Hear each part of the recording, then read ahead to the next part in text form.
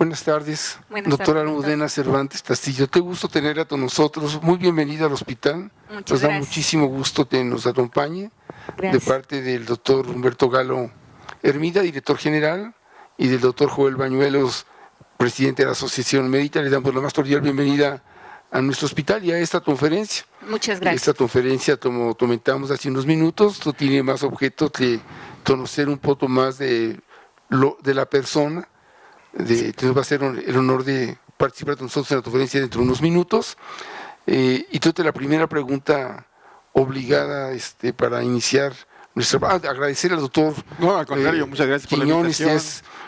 que es un infectólogo que trabaja con nosotros en los comités de infecciones. Un honor estar aquí con ustedes acompañándolos, aprendiendo de estas cosas que a veces están subdiagnosticadas y que creo que es importante que nos lo recuerde la doctora, y me parece que es una excelente oportunidad para escuchar y renovar conocimientos que no con mucha frecuencia no revisa uno, ¿verdad? Con cierta regularidad, ¿no? Sí. Pues muchas gracias, es un honor estar aquí con ustedes. Pero antes de entrar en el tema científico, que es lo que no nos toca trabajar ahorita, me gustaría saber un poco tras bambalinas, ¿quién es Almudena Castillo? Almudena Cervantes Castillo.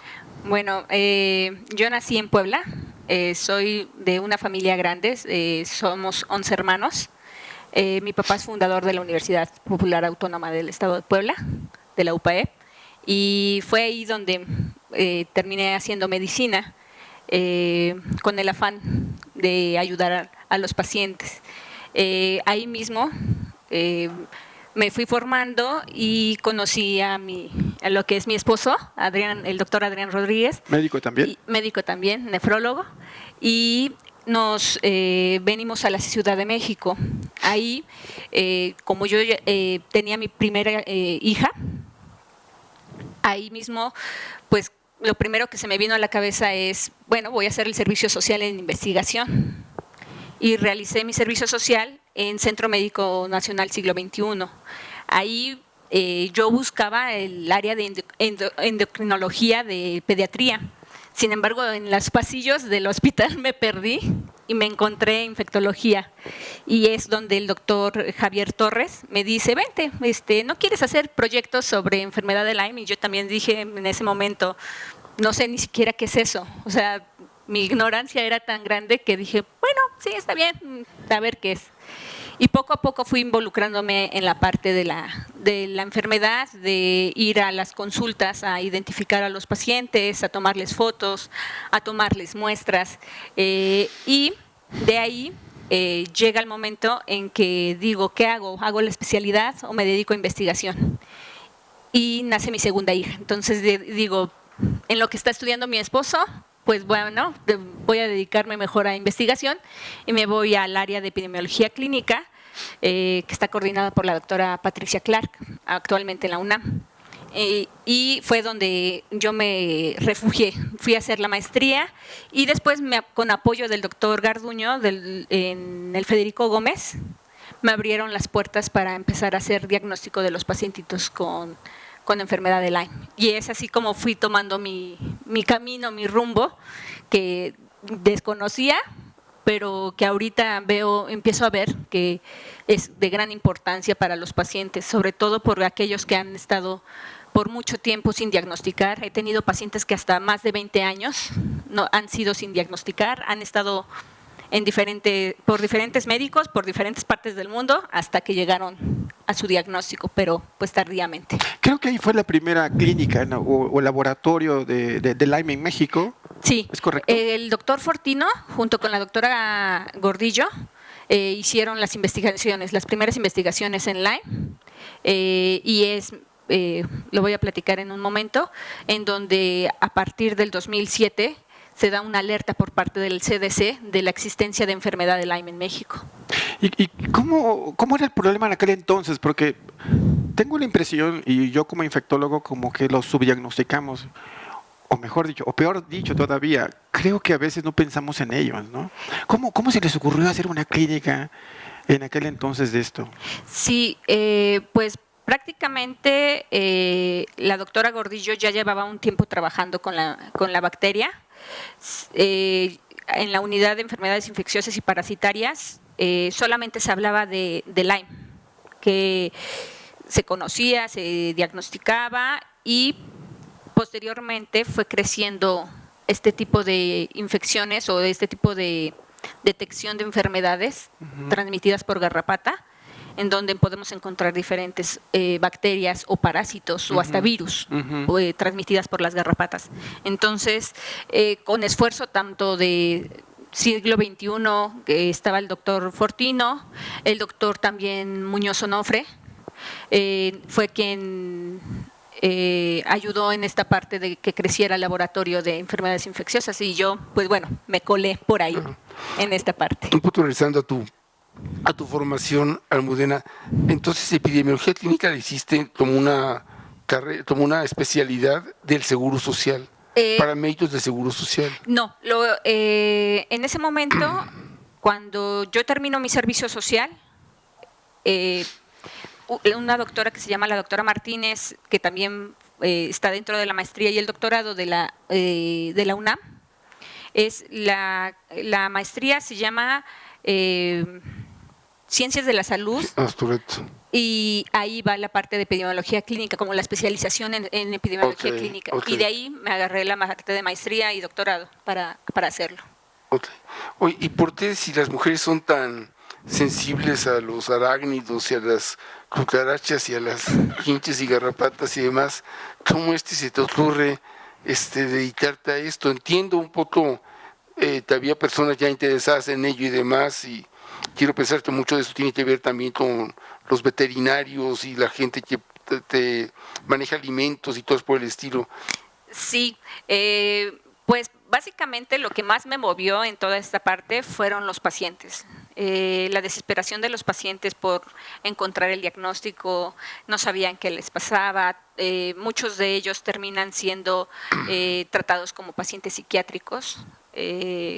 Ya después veremos por qué razón a veces terminan diciendo que es depresión o simplemente es ansiedad y toda esa situación, pero al principio fue por los pacientes, ya después fuimos considerando la parte de estar estudiando las garrapatas. Sin embargo, pues eso sí se lo dejábamos al veterinario o al biólogo en la parte del estudio, pero no me causaba miedo o asco el poder trabajar con ese tipo de cosas. Más me causaba la curiosidad de ver las pruebas que salieran positivas o me causaba alegría ver que por lo menos habíamos llegado al diagnóstico del paciente y se le estaba dando un tratamiento. El primer paciente que tuve fue una azafata y esa pacientita, normalmente a las aeromosas les regalan boletos de viaje. Ajá. Entonces ella se le ocurrió hacer un campamento en Estados Unidos y se regresó y a los 5 días empezó con fiebre. Su esposo le descubre la garrapata, la tira, pero ve la lesión y googleando encuentra que puede ser enfermedad de Lyme. Sin embargo, cuando llega al hospital le dicen, no existe aquí en México Lyme. Y entonces le comenta esta parte de, bueno, es que no fue en México, fue en Estados Unidos. Y ahí es cuando voy directamente al hospital. Yo lo que hacía cuando era estudiante de la maestría y del doctorado era ir directamente al hospital al que me llamaran, tomarle la muestra, tomarle fotos y llevarlo al hospital para hacer las pruebas diagnósticas. Y pues sí, básicamente la paciente estaba con pruebas positivas de ELISA y Western Blot, y a mí me causa esa parte, satisfacción saber de que los pacientes van mejorando poco a poco. ¿Les costaba trabajo encontrar pacientes en aquel entonces? Nos enfocábamos mucho, como es un hospital de tercer nivel, nos enfocábamos mucho ya en patologías específicas de la enfermedad. Ah, ok. ¿Cómo cuáles? Por decir artritis, nos íbamos, aquellos pacientitos que todas sus pruebas habían salido negativas, les hacíamos prueba para enfermedad de Lyme, o para aquellos pacientes con parálisis facial, claro, o encefalitis, meningitis. Incluso meningitis. Ajá. Entonces, o pacientitos, estuve en su tiempo en el servicio social con dermatología, y eritema que veíamos, hacíamos las pruebas. Pacientitos con Parry-Romber o pacientitos con acrodermatitis crónica, atrófica, es lo que buscábamos también, hacerles pruebas. Wow. Entonces, pues sí, nos salía alto el porcentaje de casos positivos.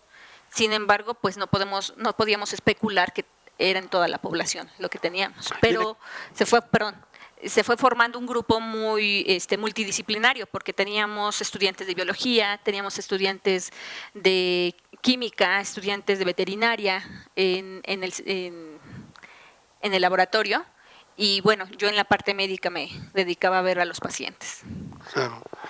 Oye, Almudena, y generalmente dicen que para que haya un conflicto o una enfermedad tiene que haber dos, un huésped y alguien que trata al huésped. ¿Hay garrapatas enfermas y garrapatas sanas? Sí, definitivamente. En esta parte de identificación de las garrapatas, hay garrapatas que se hacen como un pool, es decir, se meten entre 10, 15 garrapatas y se extrae el ADN para identificar si contienen la infección. Sin embargo, hay veces que no llegan a presentar positividad a la PCR, pero cada vez empezamos a ver más. ¿Por qué razón? Porque cada garrapata pone más de 3,000 huevecillos y puede transmitirse de forma transovárica o transestadial, quiere decir, puede pasarse de la garrapata es huevecillos, larva, ninfa y adulta, y entonces puede pasarse la infección en los estadios de ninfa adulta, y puede tener más cantidad de bacterias dentro de sus glándulas salivales. Quiero decir que ustedes también buscaban las garrapatas, los microorganismos. Sí. ¿De dónde agarraban las garrapatas? Le digo que la ¿Se iban al campo? Se iban a campo. Bueno, gracias a Dios a mí no me tocaba, porque sí hubiera sufrido mucho. Bueno, la fobia que dice el doctor. Aquellos que fueron a campo, doctores sobre todo de Michoacán, la doctora Margarita Vargas, ella entomóloga también, pues pasan en el pasto con unas mantas blancas. Ajá. Y van capturando todos los bichitos que hay. Entonces, en eso capturan las garrapatas y van identificando, pero sí llegaban a ellos a estar mordidos por las garrapatas. Y en el caso de la doctora, pues se contagió de la infección en Michoacán. Wow. Entonces, eso es lo que, pues sí, básicamente el equipo multidisciplinario que se tenía en el hospital o que se tiene en el Centro Médico Nacional Siglo XXI, eso ayudó muchísimo a que se identificaran muchas garrapatas, muchas infecciones, y bueno, la finalidad de todo esto es ver qué vamos a hacer aquí en México. Claro. Algo que se viene a la mente es eso, porque la investigación y todo ese tipo de cosas no favorecen a nadie si no se difunden, si no se informan. ¿Cómo ves tú eso de la comunicación médica?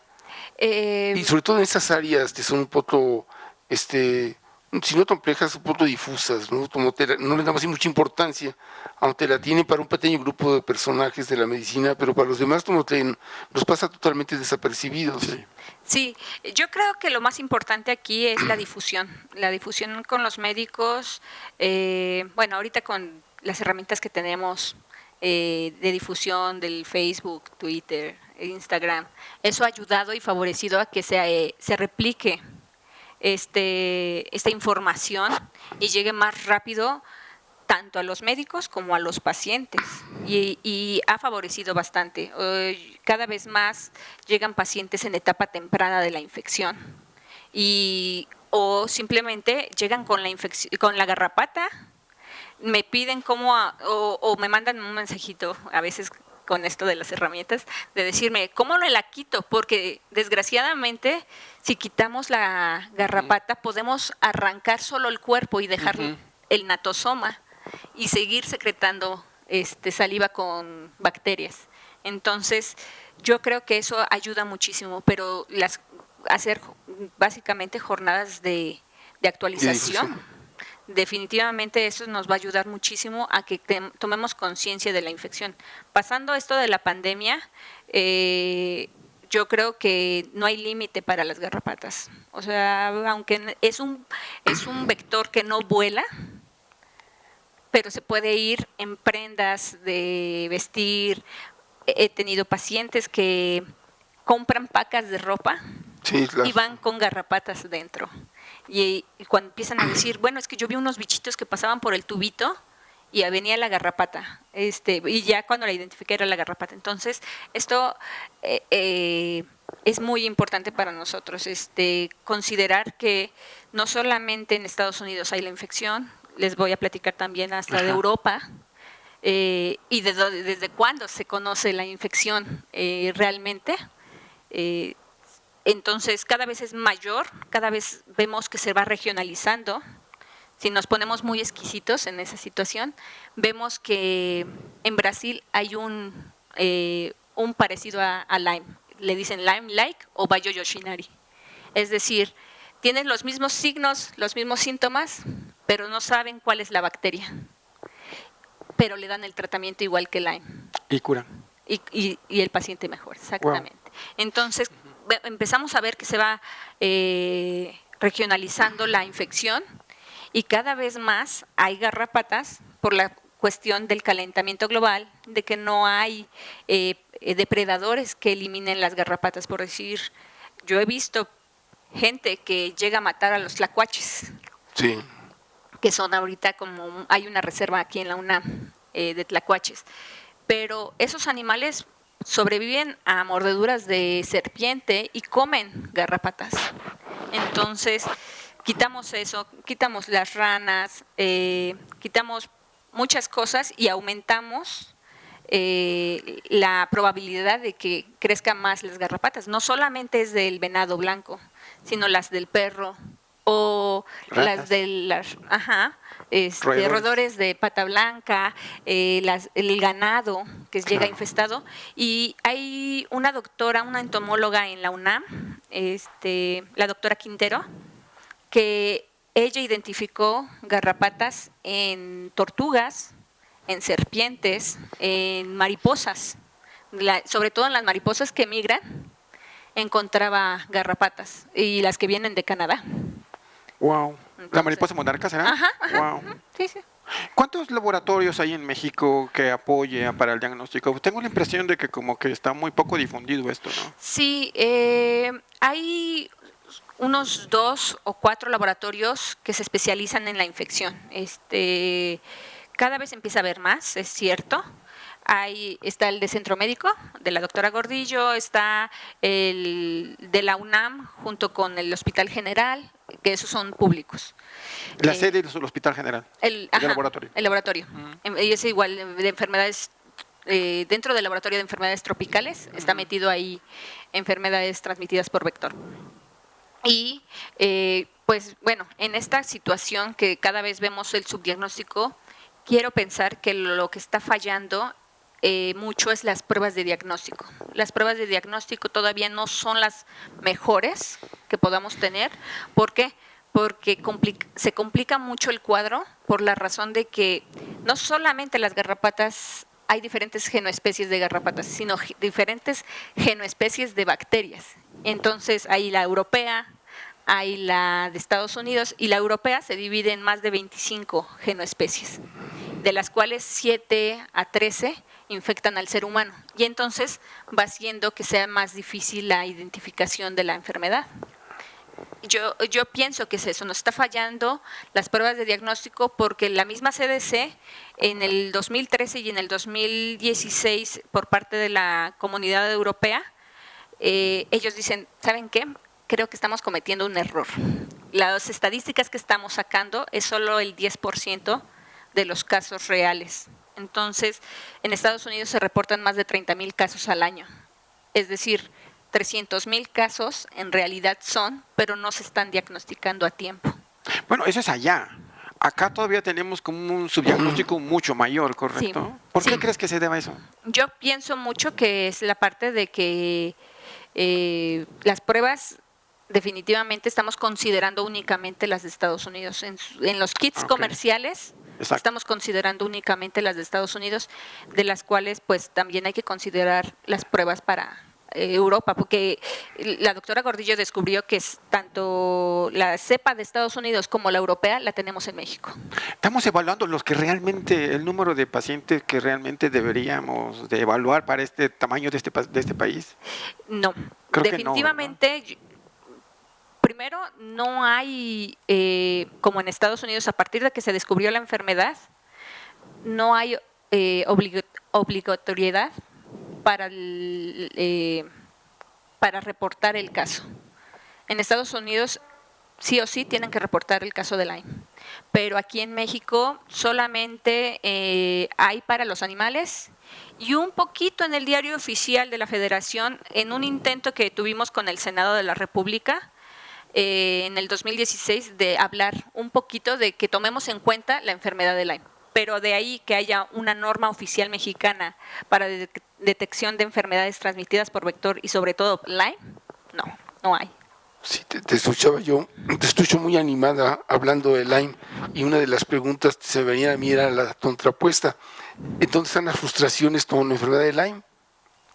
De parte mía, el que todavía estamos llegando a etapas tardías en los pacientes, en pacientes que desgraciadamente los manejaron por otras, como otras enfermedades, o no encontraban cómo hacerlo, y cuando ya se le diagnostica, pues llega el paciente multitratado y a veces con lesiones de por vida, ¿no? Irreparables. Otra pregunta que me ocurre: ¿cómo lo podemos prevenir, por ejemplo, los que viajan y te andas en aviones y que llegas a diferentes hoteles, o te haces campismo, sí, o cosas de ese estilo, que estamos a veces en el campo y en las ciudades indistintamente? ¿Hay alguna manera que podamos prevenir esta circunstancia? Sí, sí. Sacudiendo las sábanas, ¿no? Principalmente va mucho a la parte educacional del paciente. Ya ahorita que conocemos un poquito más de la enfermedad, ya empezamos a decir, bueno, vamos a estar más prevenidos en caso de que veamos una garrapata o veamos una lesión cuando terminemos de ver el cuadro clínico. Pero en Nueva York lo que hicieron también ellos fue educar a los papás y a los niños. ¿Qué hacían? Los mandaban de excursión, pero con ropa de manga larga, pantalones largos, calcetas arriba del pantalón, botas y repelente. Un repelente que es DEET de 20% a 25%. Eso les funciona. Regresando de la excursión a los niños, el papá revisa al niño. El niño puede revisar al otro hermanito, es como un cara a cara para que se revisen, sobre todo en lo que es el cuero cabelludo, sobre todo en lo que son en los pliegues en las axilas, en las rodillas, en las ingles. Eso ayuda a que prevengan. Y meter la ropa a lavar, primero a remojar 24 horas en jabón y después meterse a bañar. Eso es lo que ha funcionado. Y aún así he tenido un caso de una mamita que me dijo, hice todo y al día siguiente estaba la garrapata en su pancita. Independientemente de que hubieran visto o no visto la garrapata, el sistema hay que hacerlo así, hay que lavar toda la ropa 24 horas en jabón, todo ello. Sí, de preferencia sí, sobre todo conocer bien las zonas de riesgo. Claro. No todas las zonas tienen garrapatas infectadas, pero sí tener una cierta precaución en esta parte. En Estados Unidos y en Europa ya cada vez hay más letreros en donde dicen, bueno, si vas a caminar por este bosque, ten cuidado porque hay enfermedades transmitidas por garrapata. Entonces eso nos ayuda mucho. Aquí la cuestión es que, pues, en México no hay esos letreros que prevengan a los pacientes. Claro. Entonces estamos teniendo ese problema. Y como tratamiento en este caso, de que si el paciente sí tiene la garrapata, la vio, lo que han visto es que con una sola dosis de 200 miligramos de antibiótico, de doxiciclina principalmente, es suficiente. Sin embargo, la Unión Europea concerniente a la enfermedad de Lyme, ellos dicen, no, yo creo que mejor le damos tratamiento completo como si fuera ya Lyme, aunque no presente signos ni síntomas, para evitar que se contagie el paciente y después tengan que intervenir en etapa tardía de la infección. Sí, tú te- A ver, quiero entender, ¿fueron al campo? Fueron al campo. ¿Hay sospechas? ¿Y No. se toma el tratamiento? No, fueron al campo. En ese momento sí tienen la garrapata. Sí tiene garrapata. Sí tienen garrapata, la retiran. Por si sí o por si no. Exactamente. La cuestión, por decir, con la garrapata, ¿qué pueden hacer? Por lo menos identificarla, mandarla al hospital, y si hay alguien que la pueda identificar, ahorita con los teléfonos que cada vez son inteligentes, tomas tú la foto y te puede identificar qué genoespecie aproximadamente Ok. puede hacer. Ok. Entonces ya no... El teléfono. El teléfono. Sí. Entonces, cuando ya le pone uno al teléfono y ve que es del género Ixodes, probablemente pueda tener una infección. Y mejor se toma uno Y se les da tratamiento Doxiciclina. profiláctico. Ujú. profiláctico. En la Ciudad de México, lo más cercano a la Ciudad de México que han identificado casos. En la Marquesa. En la Doctor, no Marquesa, hay que ir a la Marquesa. de casos autóctonos, ahí han encontrado, por eso se dio alerta al CDC, porque se encontraban ahí casos de eritema migrans de 2 pacientes que se encargaban de pasear los caballos. Mira. Entonces, ¿Y los caballos entonces son un factor? es un hospedero. ¿O es la lona y los protectores que usan los caballos para poner la silla? Indistintamente, la garrapata se va a subir al caballo con tal de tratar de sobrevivir, de mantenerse con alimento. Y la cuestión es que una garrapata puede sobrevivir una vez teniendo sangre dentro de su organismo, puede sobrevivir más de 18 meses. Ah, qué barbaridad. Sí, es así como una historia de un tatabar. Sí, sí. Desgraciadamente vemos cierta complicación en los pacientitos con Lyme, en esta situación de la enfermedad, pero yo creo que si vamos alertando cada vez más a los pacientes de que si en dado caso ellos están expuestos al vector, actúen lo más pronto posible. Claro. Y eso nos va a ayudar mucho. Claro.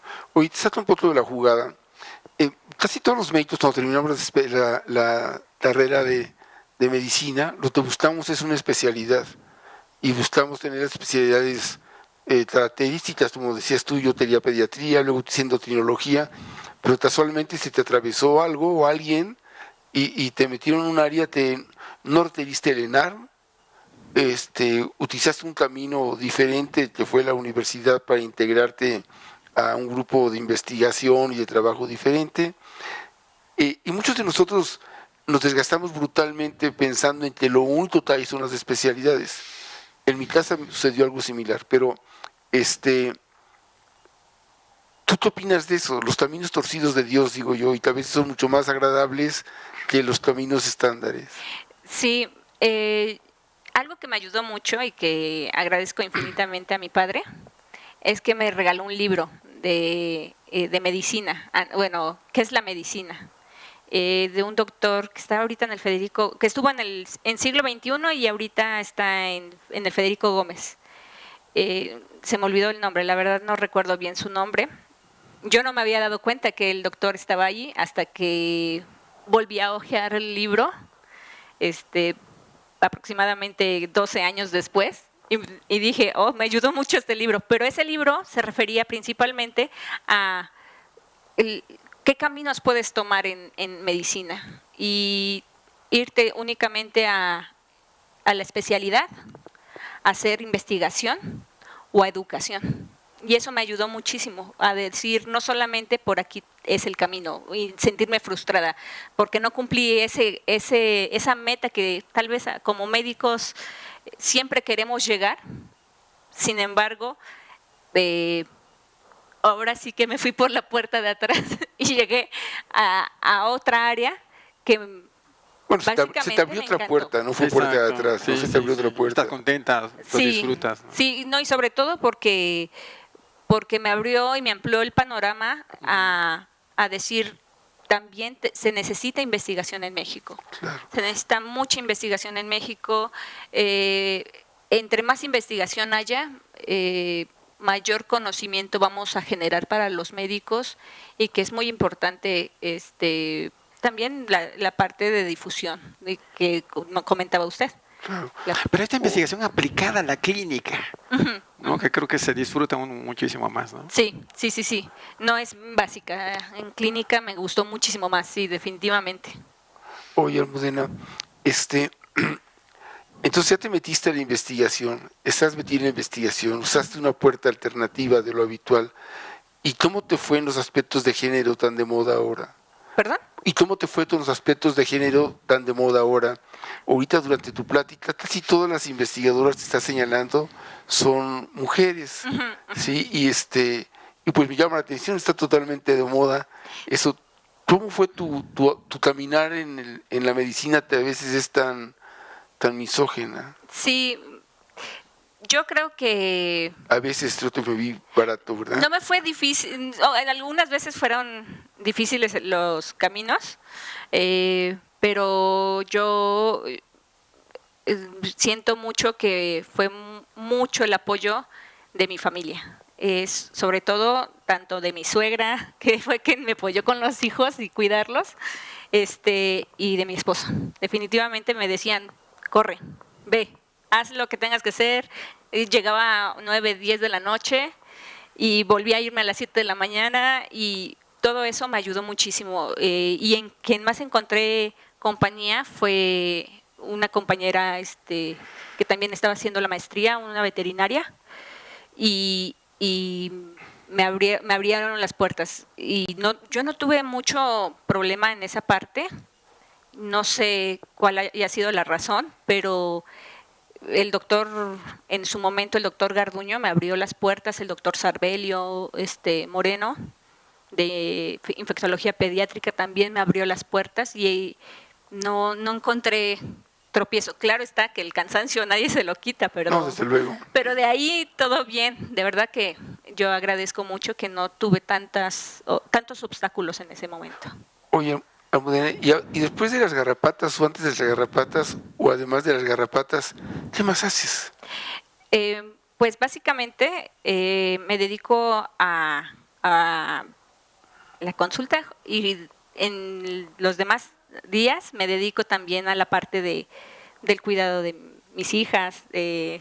Pues unos dirán, en mi segundo trabajo, que es mi casa, su ¿El casa, más cansado? su casa, su casa, Gracias. y junto con ello, de vez en cuando retomo la parte de investigación, junto con la doctora que les comentaba, la doctora Carolina Sosa, que fue mi gran compañera, y ahí ya estamos haciendo investigación. Es más, hay muestras que ahorita en la actualidad nos contestaron de la CDC, que nos pidieron que si podíamos mandarle ese tipo de muestras para ver y ellos identificar qué es lo que está pasando con los pacientitos en México con Lyme. Claro. Entonces, ¿tu horario es un horario como el de cualquier médico, de sol a sol? No. Me dedico 2 días y básicamente a lo que es Lyme, y de ahí, como están en la etapa de crecimiento las hijas, la adolescencia, pues me dedico a ellas completamente. Claro. ¿Y no extrañas el resto de la medicina? Sí, claro, la parte de hospitalización Es correcto. es como lo que más extraño, pero me queda la satisfacción saber que los pacientes cada vez están llegando en etapas tempranas, cada vez están considerando los pacientes y los médicos cada vez están considerando la parte del diagnóstico para Lyme, y me queda esa satisfacción. Para mí eso es lo más grande. Sí, podrías reducir entonces, en pocas palabras, la enfermedad de Lyme es para ti el non plus ultra.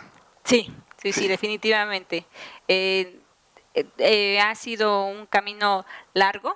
Desde el 2008 estoy metida en la parte de investigación en Centro Médico Nacional Siglo XXI, pero todo este recorrido ha valido la pena, definitivamente. Pero bueno, te falta nomás el plumazo salud pública, ¿no? Donde se firma un acuerdo y se realizan las cosas. Sí, ese es el plan. El plan es meternos cada vez más también en la parte de llegar a un consenso, que eso es lo que a mí me gustaría que llegáramos a un consenso de médicos en donde tengamos nuestros propios criterios, nuestras propias pruebas diagnósticas que hagan que no se nos pase los pacientes y que no lleguen a estar subdiagnosticados, como decía, doctor. Exacto. Oh, por ahí vi que estabas participando en un congreso internacional de enfermedad de Lyme en Monterrey, y tú veías el público y estaba lleno de personas, es decir, ¿a quién tanto interés tomamos despertar como un congreso para una sola garrapata, no? Sí, cada vez es más frecuente el que se hagan este tipo de congresos porque está tomando relevancia, como le decía y lo platicamos anteriormente, la misma Organización Mundial de la Salud está considerando que para el 2050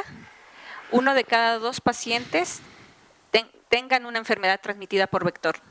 No solamente enfermedades por mosquito, pulga, chinche, sino por garrapata. Y la garrapata trae muchos virus, muchas bacterias, muchos parásitos. Muy bien. Y como infectólogos siempre te encuentran virus o encuentran bacterias o enfermedades transmitidas por hongos, empiezan con la resistencia bacteriana. Y para todo es resistencia bacteriana, naturalmente es el tema de los infectólogos. El doctor Quiñones no me dejará mentir. ¿Hay algo ya de eso también con las garrapatas? En cuestión de resistencia. ¿De resistencia? Sí.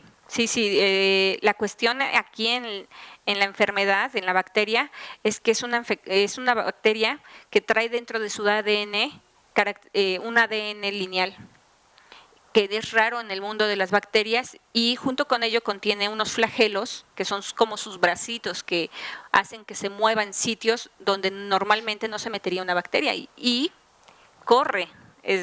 puede correr más rápido que un macrófago, 80 veces más rápido que un macrófago.